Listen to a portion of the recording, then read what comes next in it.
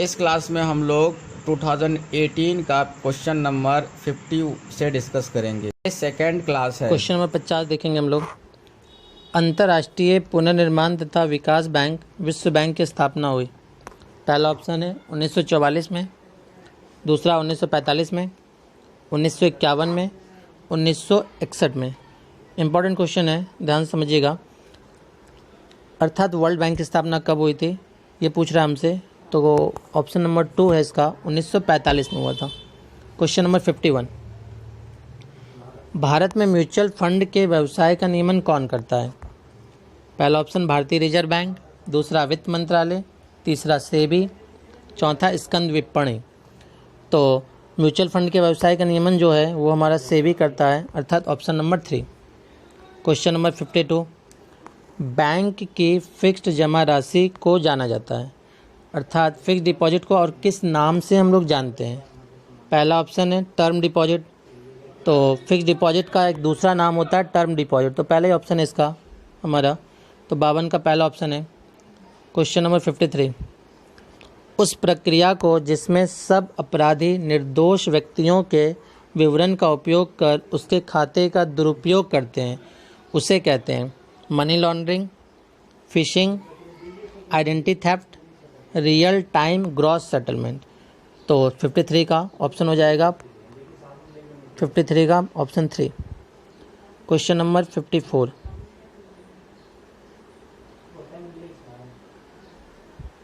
Question number 54 देखेंगे।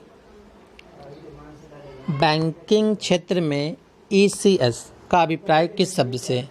अर्थात ECS का पूरा नाम पूछ रहा है हमसे, ठीक है। पहला ऑप्शन है ई कॉमर्स सर्विस, सेकेंड है एंटिटी कंपोनेंट सिस्टम, थर्ड है एम्बेडेड कॉग्निटिव साइंस, फोर्थ है इलेक्ट्रॉनिक क्लियरिंग सर्विस। ठीक है, तो ECS का पूरा नाम क्या होता है? Electronic clearing service.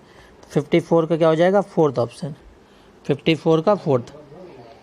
Question number 55, निर्यातकों को निम्नलिखित में से कौन सा संगठन गारंटी प्रदान करता है?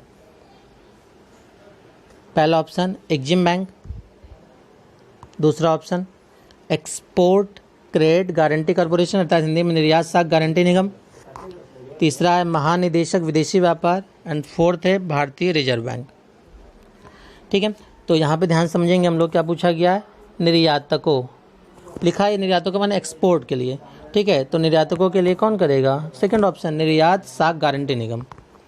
क्वेश्चन नंबर 56, क्वेश्चन नंबर 56, वैश्विक व्यापार के नियमों को निम्नलिखित में से कौन सा संगठन निर्गमित करता है? पहला ऑप्शन विश्व बैंक, दूसरा अंतर्राष्ट्रीय मुद्रा कोष, थर्ड है विश्व व्यापार संगठन, फोर्थ है अंतर्राष्ट्रीय वित्त निगम। तो कौन करता है? विश्व व्यापार संगठन, अर्थात ऑप्शन नंबर 3, 56 का 3। क्वेश्चन नंबर 57, 57 देखेंगे। IMF एवं विश्व बैंक के मुख्यालय हैं, IMF एवं विश्व बैंक के मुख्यालय स्थित हैं, तो कहाँ पे हैं? पहला ऑप्शन है जिनेवा एवं मॉन्ट्रियल में, सेकंड जिनेवा एवं वियना में, थर्ड न्यूयॉर्क एवं जिनेवा में, फोर्थ वाशिंगटन DC में। तो 57 का हमारा हो जाएगा वाशिंगटन DC। इसके बारे में कुछ और चीज़ हम लोग समझेंगे। क्या लिखा है? IMF, ठीक है, तो IMF का पूरा नाम भी हम लोग समझेंगे। IMF का पूरा नाम होता है इंटरनेशनल मॉनेटरी फंड।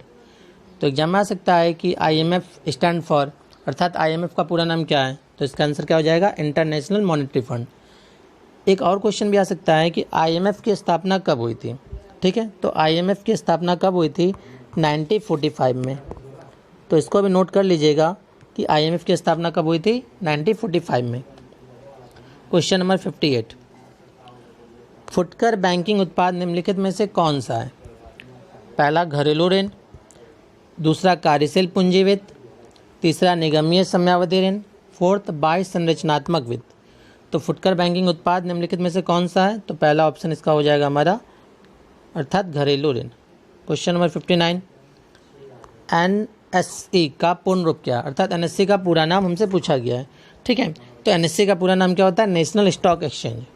NSE का पूरा नाम नेशनल स्टॉक एक्सचेंज। तो देख लीजिए 59 में कहाँ पे लिखा है? National stock exchange, option number 3। अच्छा, यहाँ पे क्या और समझ लीजिएगा कि कभी कभी एग्जाम में आ जाता है बीएससी का पूरा नाम। क्या आता है? बीएससी का पूरा नाम, बीएससी का पूरा नाम, तो इसको भी नोट कर लीजिएगा।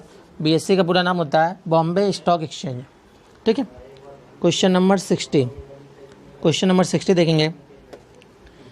ईएमवी का पूर्ण रूप, अर्थात ईएमवी का पूरा नाम पूछा गया हमसे। पहला ऑप्शन है यूरोपीय मार्जिनल वेट, दूसरा एक्सपेक्टिव मॉनेटरी वैल्यू, थर्ड है इसेंशियल मंथली वाउचर, फोर्थ है यूरोपीय मास्टर कार्ड एवं वीज़ा। ठीक है। तो ईएमवी का पूरा नाम क्या है हमारा? यूरोपीय मास्टर कार्ड एवं वीज़ा। 60 का ऑप्शन नंबर 4 हो जाएगा। क्वेश्चन नंबर 61 देखेंगे। पूर्ण प्रतियोगिता से संबंधित निम्नलिखित में से कौन सा कथन सही नहीं है?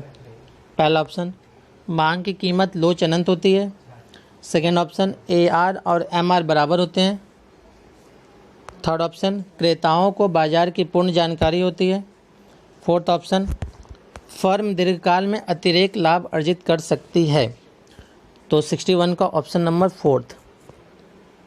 क्वेश्चन नंबर 62, सीमांत उपयोगिता ह्रास नियम के अनुसार, पहला ऑप्शन, प्रथम इकाई पर कुल उपयोगिता अधिकतम होती है। दूसरा ऑप्शन है, उपभोग की इकाई में वृद्धि सीमांत उपयोगिता में वृद्धि लाती है। थर्ड ऑप्शन है, अधिक इकाई का उपभोग करने से कुल उपयोगिता घटते दर से बढ़ती है। एंड फोर्थ है, अधिक इकाइयों के उपयोग से सीमांत उत्पादन घटता है। तो इसका हमारा 62 का ऑप्शन नंबर 3 है, अर्थात अधिक इकाई का उपभोग जितना ज़्यादा करेंगे उतना ज़्यादा कुल उपयोगिता हमारा क्या होगा? बढ़ेगा तो जरूर, लेकिन किस क्रम में? घटते दर में। ठीक है। क्वेश्चन नंबर 63, सम सीमांत उपयोगिता नियम को कहा जाता है, अर्थात सम सीमांत उपयोगिता का दूसरा और क्या नाम है? तो सम सीमांत उपयोगिता का दूसरा नाम है प्रतिस्थापन के नियम। पहला ही ऑप्शन दे दिया है, तो 63 का पहला ऑप्शन हो जाएगा हमारा। क्वेश्चन नंबर 64, पूर्ण प्रतियोगिता के अंतर्गत हानि होने के बाद भी एक फर्म तब तक उत्पादन जारी रखता है, तब तक कि पहला ऑप्शन, कीमत बराबर AC, कीमत बराबर AFC, तीसरा कीमत बराबर AVC, चौथा कीमत बराबर FC। तो देखते हैं हम लोग 64 का ऑप्शन क्या हो जाएगा? 3, अर्थात कीमत बराबर AVC। AVC का मतलब समझते हैं? Average variable cost. Question number 65, निम्नलिखित में से कौन अल्पाधिकार की विशेषता नहीं है? पहला, फर्मों की कम संख्या, यह अल्पाधिकार की विशेषता है। ठीक है, लेकिन ध्यान रखिएगा पूछा क्या हमसे? नहीं है। दूसरा, फर्मों की परस्पर निर्भरता का अभाव, तो यही विशेषता नहीं है। तो 65 का सेकंड हो जाएगा। थर्ड क्या लिखा था? फर्मों द्वारा कार्टेल बनाने की संभावना, अभी समझाए थे कार्टेल क्या होता है। एंड फोर्थ है उपरोक्त सभी, तो 65 का 2 हो जाएगा हमारा ऑप्शन। क्वेश्चन नंबर 66, अल्पाधिकार के विकुंचित मांग वक्र प्रारूप में, पहला ऑप्शन, एक बार निर्धारित हो गई कीमत दृढ़ रहती है। दूसरा, मांग वक्र के ऊपरी और निचले हिस्से की लोच अलग होती है। MR वक्र के अंतराल ऊपरी और निचले हिस्से की लोच में अंतर पर निर्भर करता है। एंड फोर्थ, उपरोक्त सभी। तो अल्पाधिकार के विकुंचित मांग वक्र प्रारूप में क्या होता है? सारे होते हैं, इसलिए आंसर हो जाएगा उपरोक्त सभी। क्वेश्चन नंबर 67, यदि किसी वस्तु की कीमत में वृद्धि होती है तो पूरक वस्तुओं की मांग में वृद्धि होगी। दूसरा ऑप्शन, स्थानापन्न वस्तुओं की मांग में वृद्धि होगी। थर्ड है, उस वस्तुओं की मांग में कमी होगी। एंड फोर्थ है, सेकंड और थर्ड दोनों। तो ध्यान समझिए क्वेश्चन क्या लिखता है? किसी वस्तु के कीमत में वृद्धि होती है तो, अर्थात वस्तु का अगर प्राइस बढ़ता है तो क्या होता है? पहली बात, जब भी वस्तु का प्राइस बढ़ेगा तो मांग का नियम क्या कहता है? उस वस्तु की मांग कमी होगी, अर्थात थर्ड ऑप्शन। और क्या होता है? जो भी उसका स्थानापन्न वस्तु होती है उसकी डिमांड बढ़ जाती है, अर्थात ऑप्शन 2 भी सही है। इसका मतलब क्या है कि जब भी कोई वस्तु का प्राइस बढ़ेगा तो स्थानापन्न वस्तु की मांग बढ़ेगी और जिस वस्तु का प्राइस बढ़ता है उसकी डिमांड कम हो जाएगी। तो इसका मतलब हो जाएगा हमारा कि ऑप्शन नंबर 4, अर्थात 2 और 3 दोनों। तो 67 का कर लीजिए 4th ऑप्शन। क्वेश्चन नंबर 68, एक व्यक्तिगत मांग वक्र दाईं ओर नीचे की ओर गिरती होती है क्योंकि, पहला ऑप्शन, सीमांत उपयोगिता ह्रास नियम काम करता है, सही बात। सेकेंड ऑप्शन, कीमत में कमी का प्रतिस्थापन प्रभाव काम करता है, ये भी सही है। थर्ड है, कीमत में कमी का आई प्रभाव काम करता है, ये भी सही है। फोर्थ ऑप्शन उपरोक्त सभी, अर्थात 68 का क्या हो जाएगा, फोर्थ। क्वेश्चन नंबर 69, निम्नलिखित में से कौन सा शुद्ध एकाधिकार की विशेषता है? निम्न मांग की कीमत लोच, फर्म के प्रवेश पर न्यून बाधाएं, निकट स्थानापन्न उत्पाद, फोर्थ पूर्ण सूचना। 69 का 2, अर्थात फर्म के प्रवेश पर न्यून बाधाएं होती हैं। क्वेश्चन नंबर 70, क्वेश्चन नंबर 70, शुद्ध एकाधिकार में कीमत एवं सीमांत आगम के बीच क्या संबंध होता है? पहला ऑप्शन, कीमत सीमांत आगम से अधिक होती है। सेकंड, कीमत सीमांत आगम से कम होती है। कोई संबंध नहीं होता है, ये परस्पर बराबर होते हैं। तो शुद्ध एकाधिकार में कीमत एवं सीमांत आगम के बीच में कैसा संबंध होता है? पहला ऑप्शन हो जाएगा इसका हमारा, अर्थात कीमत सीमांत जो है आगम से अधिक होती है। क्वेश्चन नंबर 71, सम सीमांत उपयोगिता नियम के अनुसार साम्यावस्था में, फार्मूला है, ठीक है। 71 का है फर्स्ट ऑप्शन, ध्यान से देख लीजिए।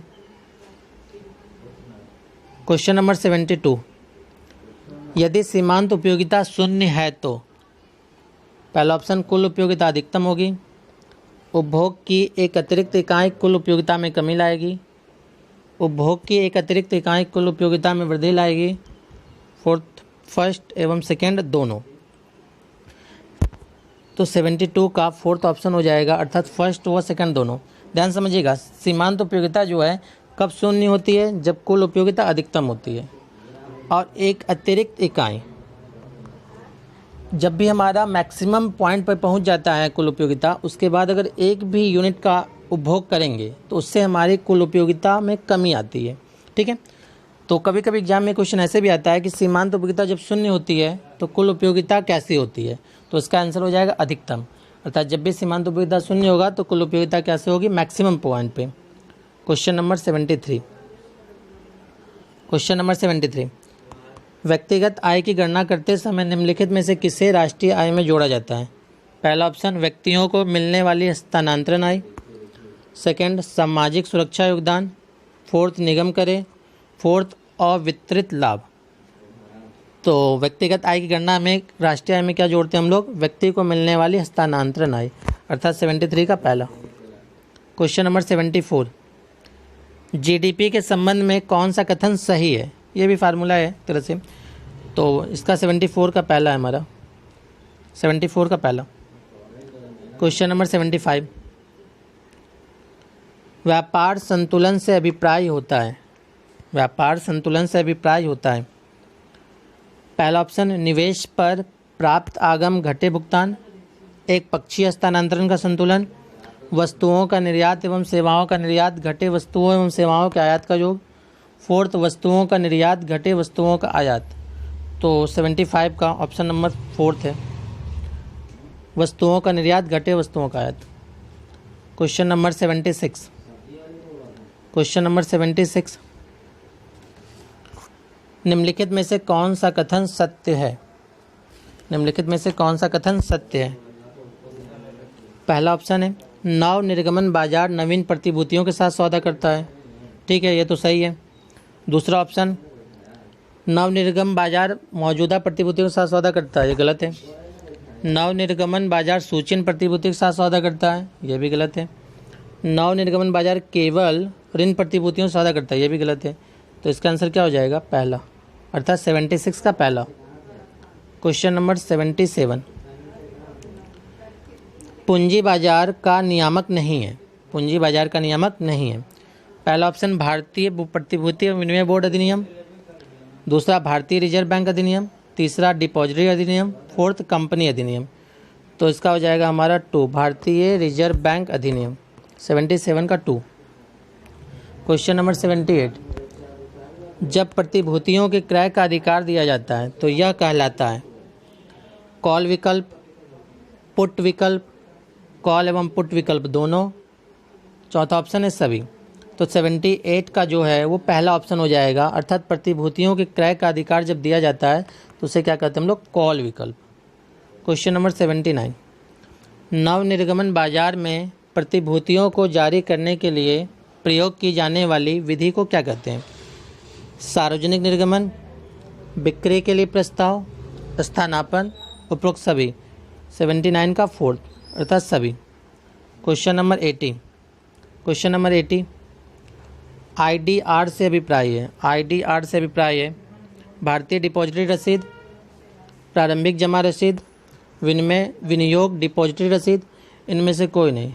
तो IDR का कोई नहीं इसमें, तो फोर्थ ऑप्शन हो जाएगा हमारा। IDR से अभिप्राय है पहला है, IDR का हो जाएगा हमारा पहला ऑप्शन, भारतीय डिपॉजिटरी रसीद है। ठीक है। क्वेश्चन नंबर 81 कौन सा मुद्रा बाजार का दस्तावेज नहीं है? ट्रेजरी बिल, विनिमय बिल, कॉमर्शियल पेपर, बॉन्ड। पूछ रहा है मुद्रा बाजार का दस्तावेज नहीं है, तो ट्रेजरी बिल है, विनिमय बिल भी है, कॉमर्शियल पेपर भी है, तो कौन सा नहीं है? बॉन्ड, अर्थात 81 का फोर्थ ऑप्शन हो जाएगा हमारा बॉन्ड। आइए इसके बारे में थोड़ा समझ लेते हैं कि ट्रेजरी बिल क्या होता है, विनिमय बिल क्या होता है, कॉमर्शियल पेपर क्या होता है। ठीक है। तो ट्रेजरी बिल के बारे में हम लोग समझेंगे। ट्रेजरी बिल जो होता है वह अल्पकालीन है। ठीक है। ये मुद्रा बाजार का ही एक दस्तावेज होता है, लेकिन ये किसके लिए होता है? शॉर्ट टर्म के लिए। इसे सरकार की ओर से केंद्रीय बैंक द्वारा जारी किया जाता है, अर्थात जारी कौन करेगा? केंद्रीय बैंक, लेकिन किसकी ओर से? सरकार की ओर से। इसका दूसरा नाम भी है टी बिल, अर्थात ट्रेजरी बिल का दूसरा नाम क्या है? T bill. ये 3 तरह का होता है, अर्थात पहला जो होता है वो 91 दिन के लिए इशू करते हैं हम लोग। पहला जो होता है वो कितने दिन के लिए इशू करते हैं? 91 दिन के लिए। दूसरा 182 डे के लिए, एंड थर्ड जो होता है वो 364 डे के लिए। तो ट्रेजरी बिल 3 तरह से जारी होता है, पहला 91 दिन के लिए, दूसरा 182 दिन के लिए, तीसरा 364 दिन के लिए। विनिमय बिल क्या होता है?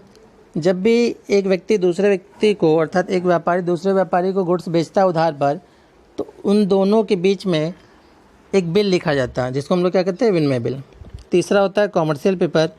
कॉमर्शियल पेपर एक तरह से प्रोविजरी नोट की तरह काम करता है। इसकी जो शुरुआत हुई थी भारत में 1990 में हुई थी, और ये कम से कम 7 दिन के लिए इशू होता है, कम से कम 7 दिन के लिए इशू होता है, और अधिकतम हम लोग 1 साल के लिए जारी कर सकते हैं। तो कॉमर्शियल पेपर कम से कम कितने दिन के लिए इशू करते हैं? 7 दिन के लिए, और अधिकतम 1 साल के लिए इशू कर सकते हैं। ठीक है। तो 81 का हमारा क्या हो गया? ऑप्शन नंबर 4 अर्थात बॉन्ड। क्वेश्चन नंबर 82 देखिए, ट्रेजरी बिल की अवधि सामान्यतः होती है। अभी हम बताएं 81 वाले में ट्रेजरी बिल की अवधि बताइए क्या क्या होती है। तो 91 डे भी होती है, 182 दिन भी होता है, 364 दिन भी होता है, उपरोक्त सभी। तो क्या हो जाएगा 82 का फोर्थ, उपरोक्त सभी।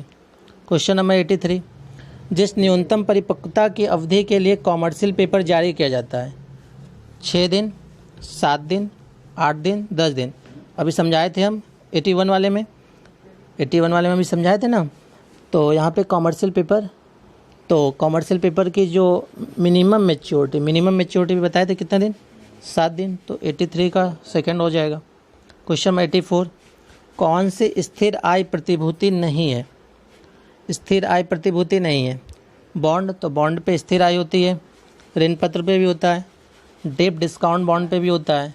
पूछ रहा है इसमें नहीं है, तीनों पे होता है, तो ऑप्शन नंबर 4 इनमें से कोई नहीं। क्वेश्चन नंबर 85 बॉन्ड का प्रत्याय निर्भर करता है सममूल्य पर, कूपन दर, परिपक्वता, उपरोक्त सभी। तो बॉन्ड का प्रत्याय किस पर निर्भर करता है? सभी पर। 85 का option number 4। Question number 86 question number देखिए 86 हम लोग अल्पकालीन निधि का सौदा किया जाता है। अल्पकालीन निधि का सौदा किया जाता है पूंजी बाजार में, मुद्रा बाजार में, वस्तु बाजार में, किसी में नहीं। तो पहले हम लोग समझेंगे कि पूंजी बाजार क्या होता है। तो पूंजी बाजार में हमेशा लॉन्ग टर्म के लिए होता है, ठीक है। और वस्तु बाजार में हम लोग क्या होता है कि वस्तु बाजार प्राथमिक अर्थव्यवस्था की वस्तुएं खरीदी बेची जाती हैं, अर्थात जो प्राथमिक अर्थव्यवस्था की वस्तुएं होती हैं उसको हम लोग खरीदे बेचते हैं। इसमें कोई भी वस्तु निर्मित नहीं बेची जाती है, जैसे गेहूँ हो गया, धान हो गया, कच्चा तेल हो गया, सोना, ये सब हम लोग वस्तु बाजार में खरीदते बेचते हैं। और पूंजी बाजार में क्या होता है? लॉन्ग टर्म के लिए होता है। तो क्वेश्चन हमसे क्या पूछ रहा है? Short term. तो शॉर्ट टर्म के लिए क्या हो जाएगा? मुद्रा बाजार, अर्थात 86 का सेकंड। क्वेश्चन नंबर 87 जमा प्रमाण पत्र जो कम से कम परिपक्वता अवधि के लिए जारी किए जाते हैं देखिए रिपीट कर दिया, अभी हम बताए थे आपको। तो कम से कम कितने दिन के लिए इशू होते हैं? 7 दिन के लिए। 87 का सेकंड। 88 जमा प्रमाण पत्र की अधिकतम परिपक्वता अवधि के लिए जारी किए जा सकते हैं। अधिकतम पूछ रहा है। पहला ऑप्शन है 45 दिनों के लिए, दूसरा 60 दिनों के लिए, तीसरा 12 महीनों के लिए, चौथा 90 दिनों के लिए। तो मैक्सिमम कितने दिन के लिए इशू कर सकते हैं हम लोग? 1 साल के लिए, अर्थात 12 महीनों के लिए। 88 का 3।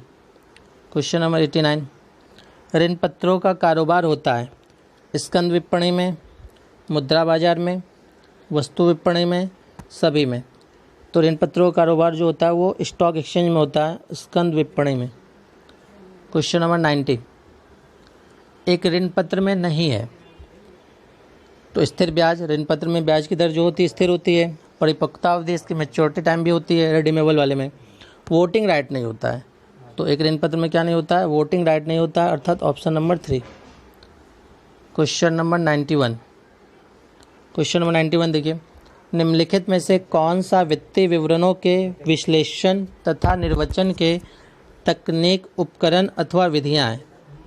ठीक है, पहला ऑप्शन अनुपात विश्लेषण, दूसरा औसत विश्लेषण, तीसरा प्रवृत्ति विश्लेषण, चौथा सभी।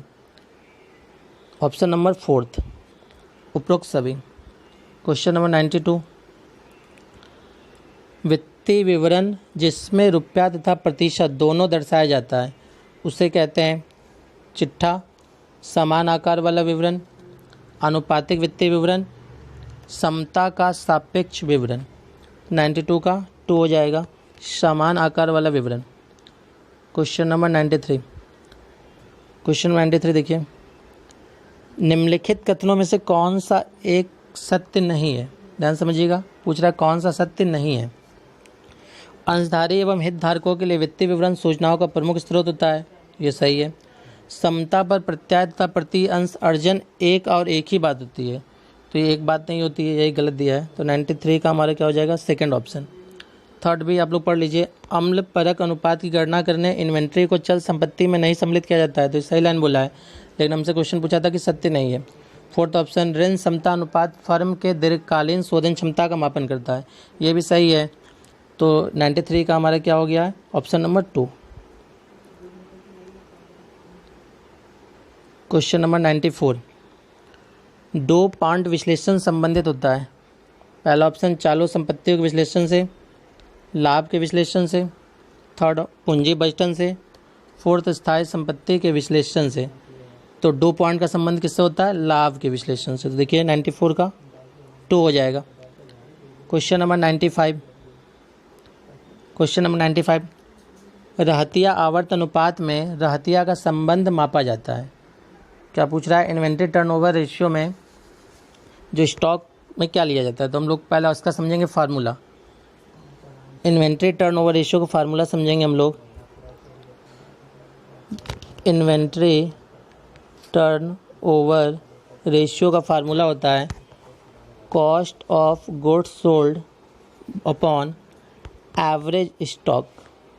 क्या होता है फार्मूला इन्वेंट्री टर्नओवर रेशियो का? Cost of goods sold upon average stock. तो यही हमसे क्वेश्चन पूछा गया था, रहतिया आवर्त अनुपात में रहतिया का संबंध मापा जाता है। तो देखिए पहला ऑप्शन है एवरेज सेल, सेकेंड है cost of goods sold, third है टोटल परचेज, फोर्थ है टोटल एसेट्स। तो क्या हो जाएगा? सेकेंड ऑप्शन विकृत माल की लागत अर्थात cost of goods sold. Question number 96 निम्नलिखित में से किसके द्वारा चालू संपत्ति के वृद्धि में सहायता नहीं मिलती है? ध्यान से देखिए, यहाँ पे क्वेश्चन थोड़ा सा मिसप्रिंट है। यहाँ पे जो लिखा है ये चालू संपत्ति, ये मिसप्रिंट हो गया है, यहाँ संपत्ति नहीं होगा, यहाँ संपत्ति नहीं होगा, बल्कि ये यहाँ पे जो है चालू संबंध है। ठीक है, चालू संबंध है। ठीक है, तो देखिए पहला ऑप्शन क्या लिखता है हमारा? स्टॉक के क्रय के लिए ऋण पत्र जारी करना। दूसरा ऑप्शन है लेनदारों के भुगतान के लिए ऋण पत्र जारी करना। थर्ड ऑप्शन है लेनदारों के भुगतान के लिए विनियोगों का विक्रय। फोर्थ ऑप्शन मशीन क्रय करने के लिए बैंक ओवरड्राफ्ट लेना। तो सबसे पहले हम लोग ये समझेंगे कि चालू अर्थात करंट रेशियो का फार्मूला हमारा क्या होता है। ठीक है, यहाँ देखिए लिखा है ना करंट रेशियो। तो करंट रेशियो का फार्मूला देखिए, current ratio equal current assets upon current liability. Current ratio का फार्मूला क्या हो गया हमारा, current assets upon current liability. Question में हमसे क्या बोला गया है कि ऐसा इन चारों में से कौन सा है जिससे करंट रेशियो में वृद्धि नहीं होती है। ठीक है, वृद्धि नहीं होती है। पहला ऑप्शन देखिए, स्टॉक के क्रय के लिए ऋण पत्र जारी करना। तो जब भी हम लोग स्टॉक परचेज करेंगे तो हमारा स्टॉक क्या हो जाएगा, स्टॉक इंक्रीज हो जाएगा। जब स्टॉक इंक्रीज होगा तो करंट एसेट्स बढ़ जाएगा। ठीक है। दूसरा ऑप्शन है लेनदारों के भुगतान। जब भी हम लोग लेनदारों का भुगतान करेंगे तो लेनदार जो होता है वो हमारा करंट लायबिलिटीज होता है, तो करंट लायबिलिटी कम होगा।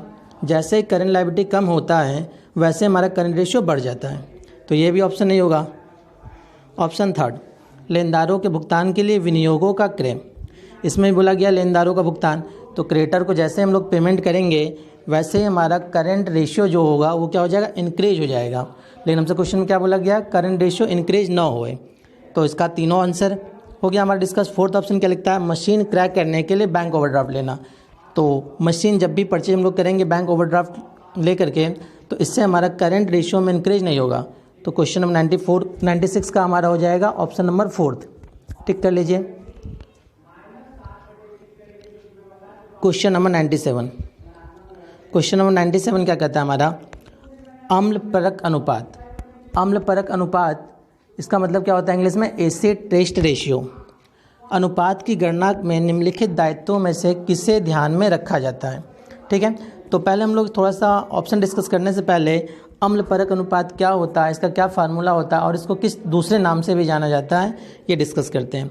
तो अम्ल परक अनुपात को इंग्लिश में एसिड टेस्ट रेशियो कहते हैं। क्या कहते हैं, एसिड टेस्ट रेशियो। इसी का दूसरा नाम भी है क्विक रेशियो। ठीक है, तो एसिड टेस्ट रेशियो या फिर क्विक रेशियो दोनों नाम सेम है। ठीक है, तो ये भी एग्जाम में आ सकता है कि एसिड टेस्ट रेशियो का दूसरा क्या नाम है, तो क्विक रेशियो। तो एसिड टेस्ट रेशियो का ये फार्मूला हम लोग समझते हैं, acid test ratio equal, acid test ratio equal cash and cash equivalent plus current receivable plus short term investment upon current liability. क्या फार्मूला हमारा हो गया बताइए, cash and cash equivalent plus current receivable plus short term investment upon current liability.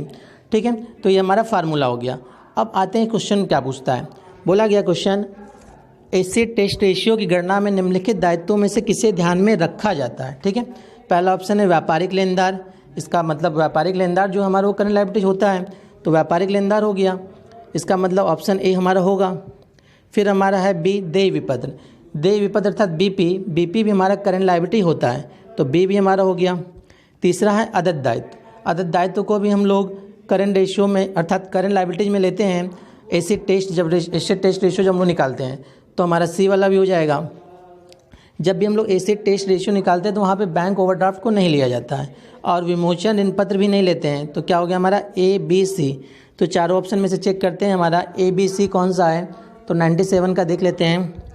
A B C किस में है, 3 में, तो 97 क्या हो जाएगा हमारा 3। Question number 98। क्वेश्चन नंबर 98 देखते हैं हम लोग। रोकड़ प्रवाह अप्रत्यक्ष विधि विवरण में इन्वेंट्री में कमी को दर्शाया जाना चाहिए। पहला ऑप्शन, परिचालन क्रियाओं से रोकड़ प्रवाह के निर्धारण में शुद्ध आय से कटौती के रूप में। दूसरा ऑप्शन, परिचालन क्रियाओं से रोकड़ प्रवाह के निर्धारण में शुद्ध आय में जोड़ के रूप में। तीसरा ऑप्शन, विनियोग क्रिया में वृद्धि के रूप में। फोर्थ, कहीं नहीं दर्शाएंगे। ठीक है, तो पहले हम लोग ये समझते हैं कि जो कैश फ्लो स्टेटमेंट होता है उसमें इनडायरेक्ट मेथड में क्या क्या चीज़ आता है। तो कैश फ्लो स्टेटमेंट में इनडायरेक्ट मेथड में 3 चीज़ें हम लोग लेते हैं। क्या क्या लेते हैं वो समझेंगे।